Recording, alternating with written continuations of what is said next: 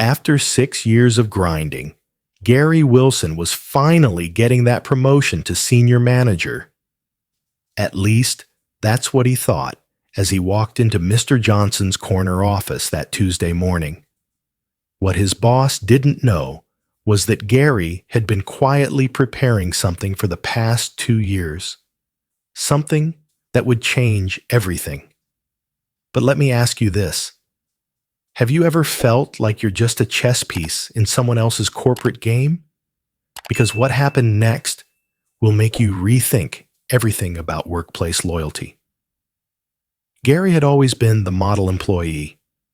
Every morning at 7:30 sharp, he'd be at his desk with coffee still steaming, diving into reports while half the office was still hitting snooze. Most nights, he didn't leave until 9 p.m., and weekends. Well, weekends meant working from home while his 5-year-old daughter Emma played quietly nearby. "Daddy, why are you always on the computer?" Emma had asked just last Sunday, her tiny fingers tracing patterns on his desk while he responded to urgent emails. "Daddy's working hard so we can have nice things, sweetheart," Gary had replied, not looking up from his screen. But the truth was, Gary worked hard because he believed in something old-fashioned, that dedication and results would speak for themselves. For 6 years, Gary had been the backbone of the financial analytics department. When the Morrison Industries crisis hit in 2022, a $2 million accounting discrepancy that could have tanked their biggest client relationship, it was Gary who worked 72 hours straight to trace the error and save the deal. When the department's productivity increased by 340% over 3 years, Gary's fingerprints were all over those numbers. He'd mentored 12 new hires, watching 8 of them get promoted while he remained in the same position, telling himself that his time would come. Every performance review was glowing. Every project he touched turned to gold. Mr. Johnson had even said, just 3 months ago, "Gary, I don't know what we'd do without you. Senior manager is definitely in your future." But here's what Mr. Johnson didn't know, what nobody in that office knew. Gary had been quietly revolutionizing their entire operation. Late nights weren't just about working harder, they were about working smarter. Gary had spent 18 months writing code, creating what he privately called GARS, Gary's Automated Reporting System. This wasn't just some simple macro. GARS could process client data, generate financial reports, and analyze performance metrics that used to take the team 40 hours to complete. Now, Gary could do it all in 2 hours. The system was so sophisticated it could predict market trends and flag potential issues before they became problems. It was like having a crystal ball for corporate finance. Gary had tested it quietly for 6 months, perfecting every algorithm, debugging every line of code. The 340% productivity increase that made management so happy, that was GARS working in the shadows, making Gary look like a superhuman analyst. But Gary kept it secret for a reason. He'd seen too many good employees get laid off when automation made their jobs redundant. He wanted to time this perfectly, wait for his promotion, then reveal his innovation, and take credit for revolutionizing the department. It was his insurance policy, his ticket to the executive level. What Gary didn't tell anyone, not even his wife Sarah, was that GARS had a kill switch. If Gary didn't log in every 72 hours, the system would automatically shut down. No Gary, no automation. No automation. No miracle productivity numbers. "Gary," Sarah had said just last week, watching him work late again, "Emma barely sees you anymore. She draws pictures of you at your computer because that's how she remembers Daddy." "I know, honey," Gary had replied, saving his work. But this promotion is almost here. Once I make senior manager, things will be different. I promise." That promise felt real as Gary walked toward Mr. Johnson's office. 6 years of sacrifice were about to pay off. Emma would see her daddy as more than just a man behind a computer screen. Sarah would see that all those missed dinners and weekend work sessions meant something. Gary knocked on the familiar oak door, hearing Mr. Johnson's gravelly, "Come in."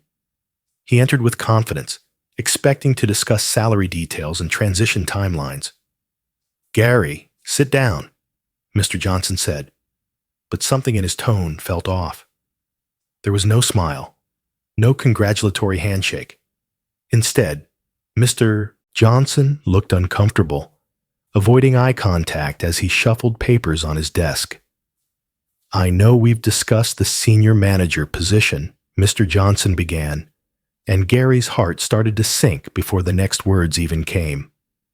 "But a more suitable candidate has emerged. Marcus Thompson will be taking the senior manager role."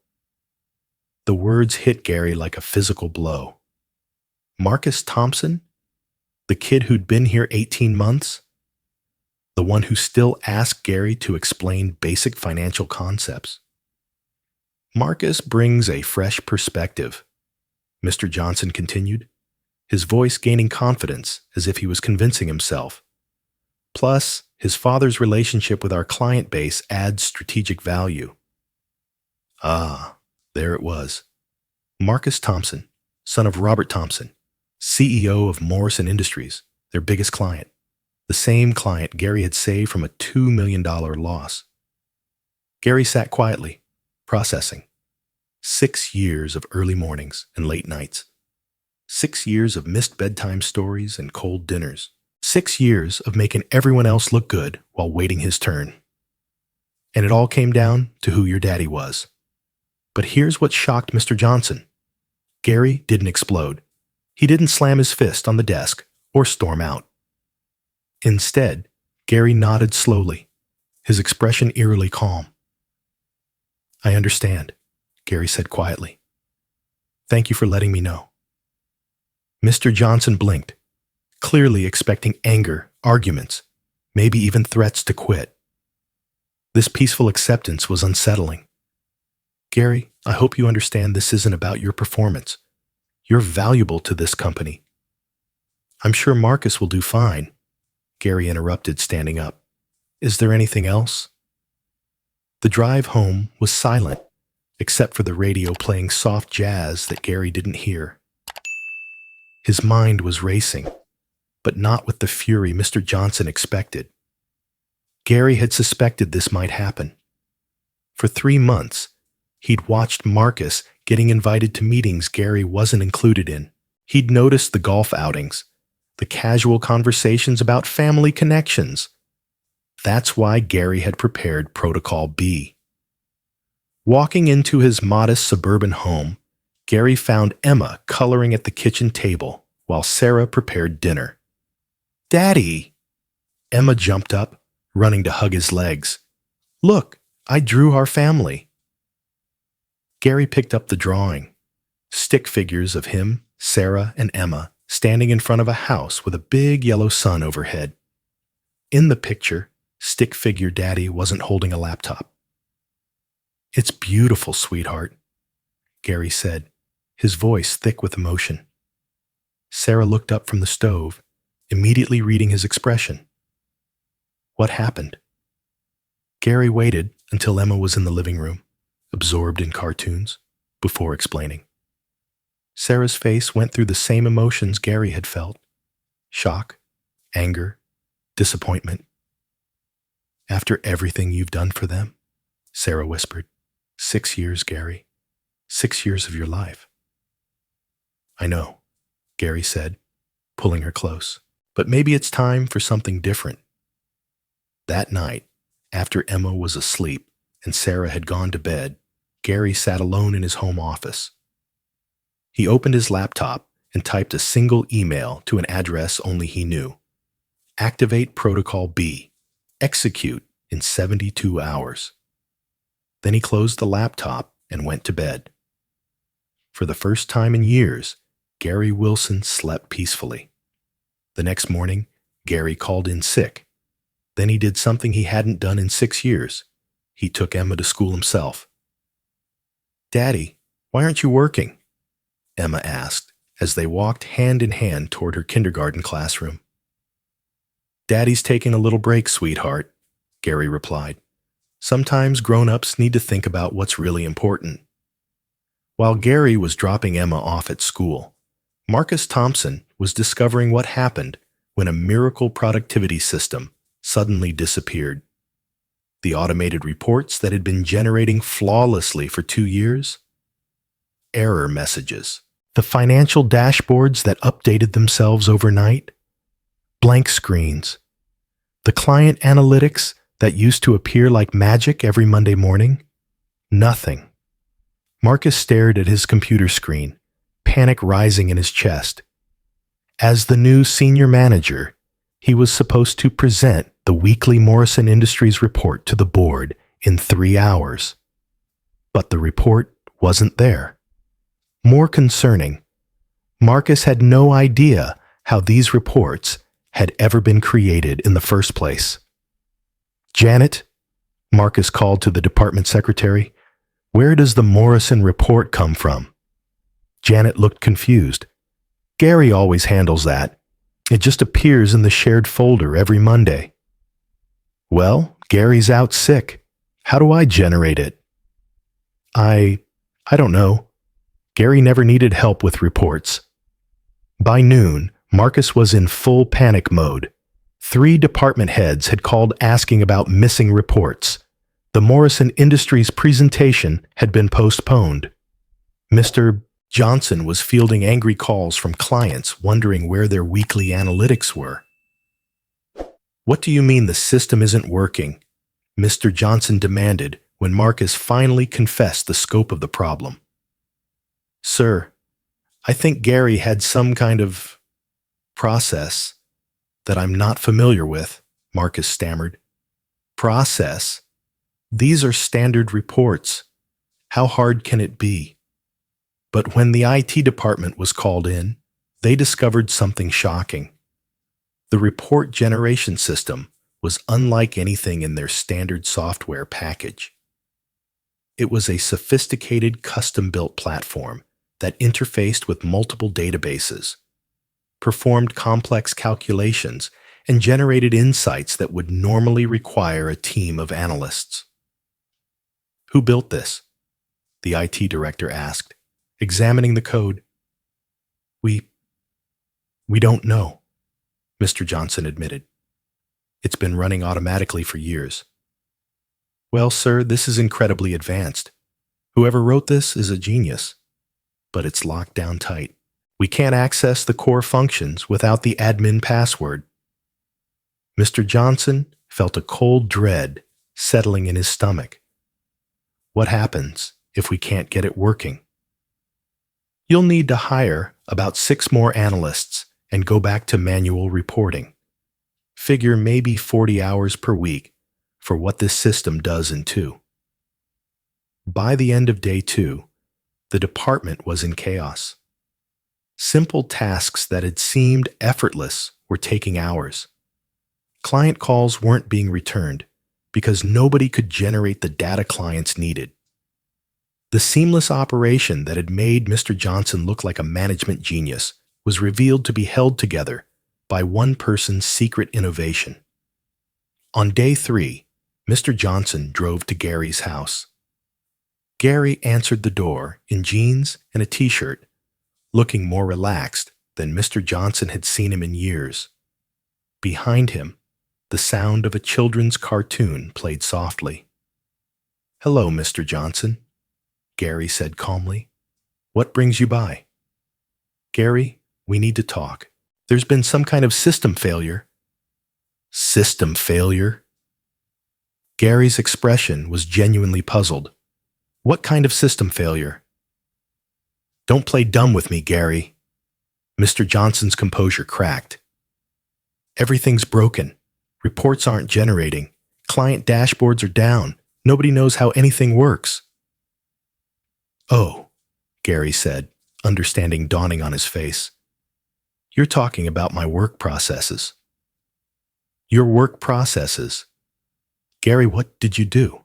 How were you generating those reports?" Gary leaned against his doorframe, considering. "Mr. Johnson, remember 8 months ago when I sent you that proposal about implementing automation systems? You said to focus on current work instead of fancy technology ideas." Mr. Johnson's face went pale. You built your own system?" "I built something to help me do my job more efficiently, yes. I submitted the proposal through proper channels. When it was rejected, I implemented it privately to improve my performance. Gary, the entire department is falling apart without whatever you built. We need you to come back and fix this." "I appreciate the offer," Gary said, "but I'm using my sick days to consider some other opportunities. Data Tech Solutions has made me an interesting offer." The mention of their biggest competitor made Mr. Johnson's blood pressure spike. "Gary, please, name your price. What do you want?" Gary smiled, not smugly, but with the quiet confidence of someone who finally understood their own value. "You know what? Let me think about it. I'll call you." As Mr. Johnson drove away, his hands shaking on the steering wheel, Gary closed the door and walked back to the living room, where Emma was building a tower with blocks. "Who was that, Daddy?" "Someone from work, sweetheart, but Daddy's not thinking about work right now." Gary sat down next to his daughter and helped her place blocks on her tower. For the first time in 6 years, he was exactly where he wanted to be. And tomorrow, he would find out just how much his hidden innovation was really worth. At 4:58 p.m. that Friday, Gary's phone rang while he was helping Emma with a puzzle at their kitchen table. Sarah paused from chopping vegetables, watching her husband's face as he answered. "Gary, it's Johnson. The board has approved all your conditions." The words came out in a rush, like Mr. Johnson was afraid Gary might hang up. "But we want to offer you something even better. Director of Innovation. It's a newly created position." Gary set down a puzzle piece shaped like a butterfly and walked to the window, his voice steady. "I'm listening." 125,000 starting salary plus 10% company shares. Your own team to develop what you're calling GARS 2.0. $2 million budget for innovation projects. Mr. Johnson paused. "Gary, the board realizes we almost lost something irreplaceable." Sarah's eyebrows shot up as she caught the salary figure. Emma, oblivious to the life-changing conversation, continued sorting puzzle pieces by color. "What about Marcus?" Gary asked. "He's being transferred to sales." "Honestly, Gary, it's where his strengths lie. People skills, client relationships. He's actually excited about the move. Turns out managing technical operations wasn't his passion."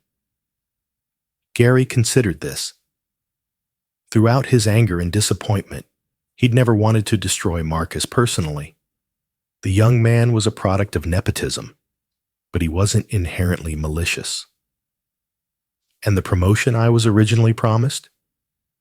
"Director is 3 levels above senior manager, Gary. You're not just getting your promotion, you're leapfrogging the entire hierarchy." Gary looked out at his small backyard where a swing set sat waiting for warmer weather. 6 months ago, this call would have felt like vindication. Now, it felt like the natural result of finally understanding his worth. "I accept, with one condition," Gary said. "I want to design GARS with a teaching mode. In 3 months, the entire department should understand and operate independently. No more single points of failure." Done. Gary, welcome to the executive team. After hanging up, Gary turned to find Sarah and Emma both staring at him expectantly. Well? Sarah asked. Daddy got a new job, Gary announced, scooping Emma into his arms. A job where Daddy comes home for dinner every night. Emma giggled. Does that mean more puzzle time? Lots more puzzle time, sweetheart. Over the following months, Gary's transformation from overlooked employee to innovation director became a corporate legend. The GARS system was implemented across all departments, with Gary personally training each team on its capabilities. What had once taken 40 hours of manual work now happened in 2. But instead of eliminating jobs, it freed employees to focus on strategy and client relationships. The company's stock price jumped 40% within 6 months.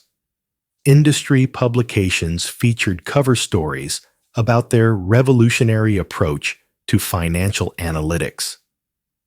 Gary found himself invited to speak at technology conferences, sharing the stage with CTOs from Fortune 500 companies. But the real change was at home. Daddy, you're here! Emma's daily excitement when Gary walked through the door at 5:30 p.m. never got old. They had a new routine, homework help, dinner together as a family, then story time before bed. Weekends were sacred. No laptops, no work calls, just family time. You know what I've realized? Sarah said one evening, as they watched Emma practice piano. You're not just a better husband and father now.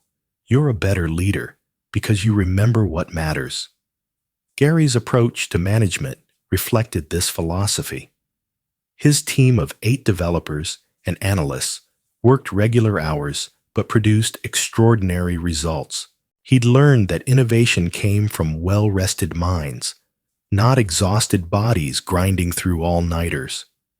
I tell my team what I learned the hard way, Gary explained to a Harvard Business Review interviewer 6 months into his new role. Work should enhance your life, not consume it. When you know your value and set appropriate boundaries, everyone benefits. The GARS system had evolved beyond Gary's original vision. GARS 2.0 could analyze market trends across multiple industries, predict client needs, and identify opportunities that human analysts might miss.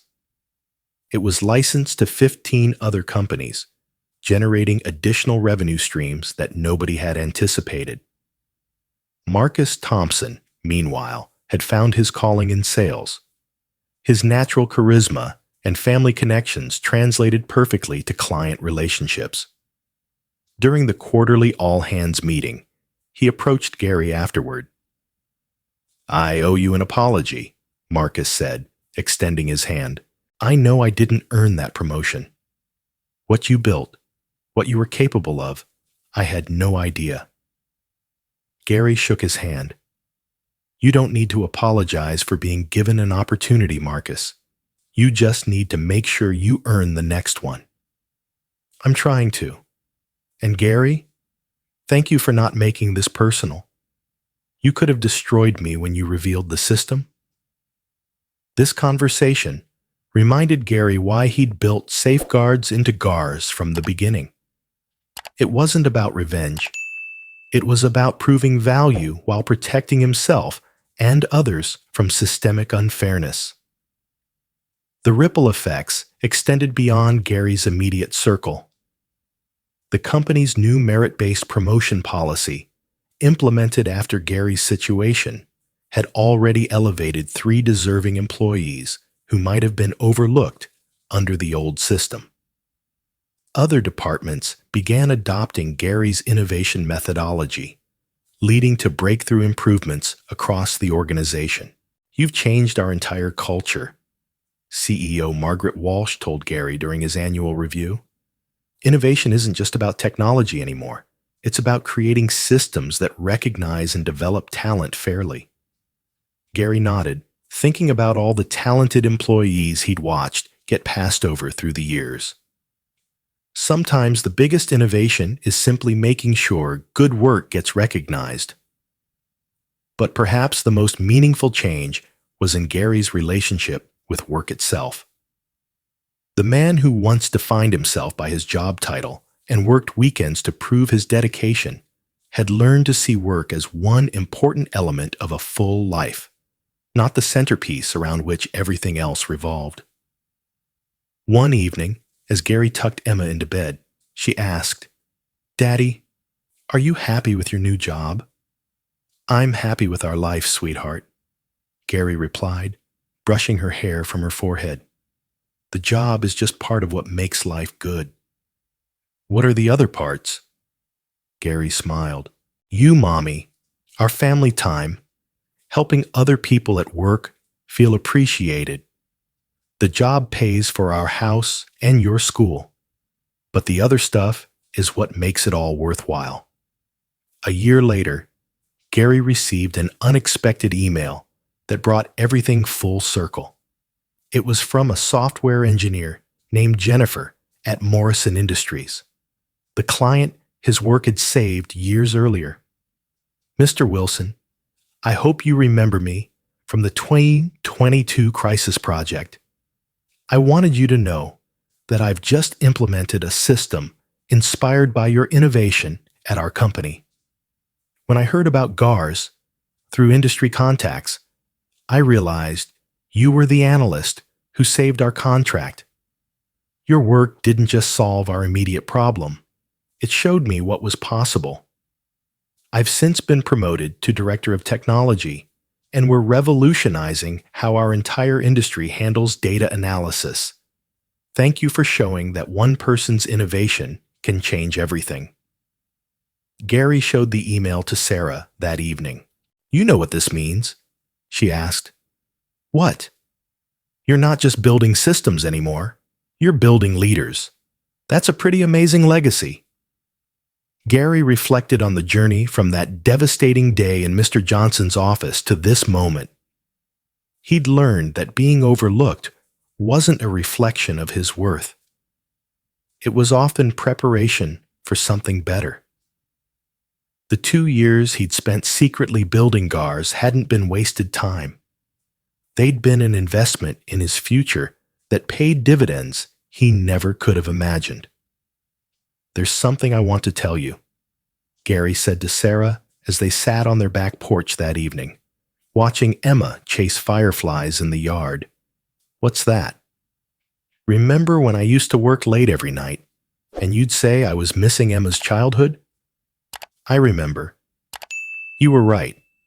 But I also think everything happened exactly when it was supposed to. If I'd gotten that promotion 2 years ago, I never would have built GARS. I never would have learned my real value. I'd still be grinding away, thinking that working harder was the answer to everything." Sarah leaned against his shoulder. "So you're saying getting passed over was a blessing?" "I'm saying that sometimes the universe protects us from getting what we think we want, so we can discover what we actually need." Emma ran up to the porch, her hands cupped carefully. "Daddy, look, I caught a firefly, but I'm going to let it go because it needs to be free."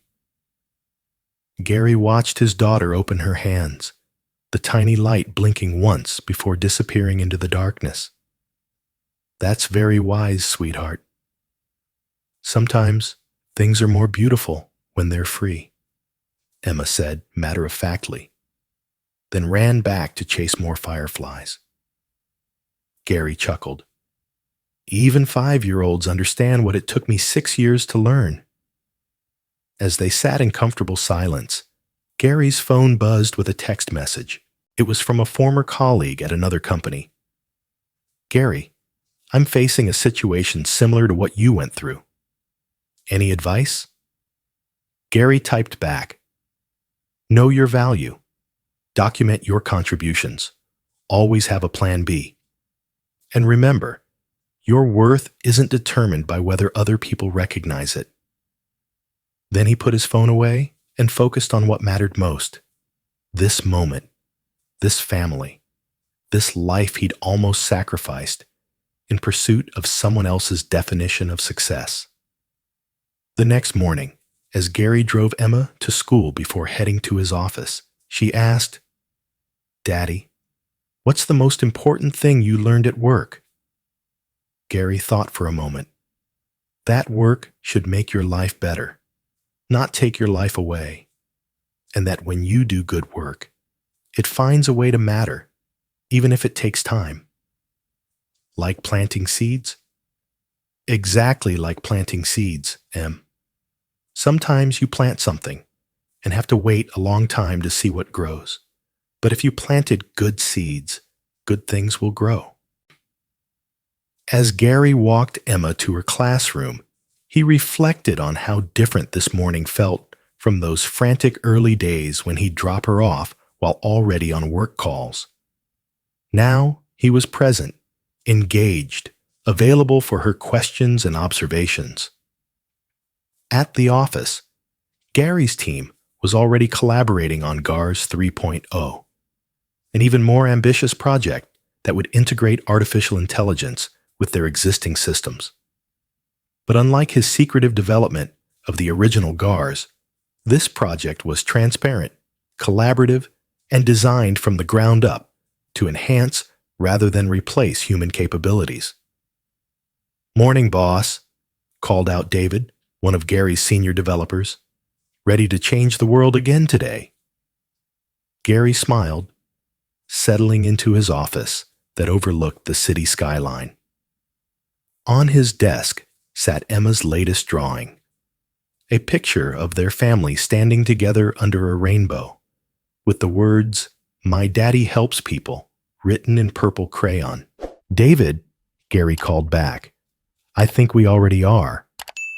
The story of Gary Wilson became legendary within their industry, but not for the reasons he once thought he wanted. It wasn't a tale of corporate revenge or dramatic confrontation. Instead, it became a story about patience, preparation, and the power of knowing your worth. It showed that sometimes the best response to being undervalued isn't anger or retaliation, but quietly building something so valuable that its absence becomes impossible to ignore. Years later, when Gary spoke at conferences about innovation and leadership, he always ended with the same message: your value doesn't depend on anyone else recognizing it. But when you know your worth and prepare accordingly, the right opportunities will find you. And when they do, you'll be ready. In the Q&A session after one such presentation, a young analyst asked, "Mr. Wilson, what if you're in a situation where good work isn't being recognized and you don't have the skills to build something like GARS?" Gary smiled, remembering his own younger self. "Then you start building those skills today. Every expert was once a beginner. Every innovation started with someone deciding to learn something new. Your GARS might not be a computer system. It might be a new process, a better relationship with clients, or a creative solution to an old problem. The key is to never stop growing, never stop creating value, and never let anyone else's inability to see your worth define how you see yourself."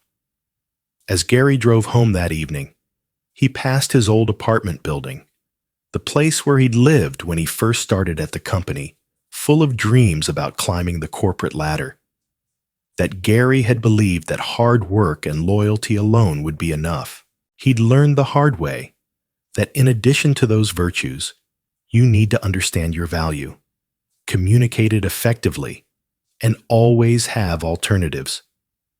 But mostly, he'd learned that success isn't just about achieving your goals. It's about making sure those goals align with what truly matters in life. Pulling into his driveway, Gary saw Emma's face appear in the window, her smile lighting up when she spotted his car.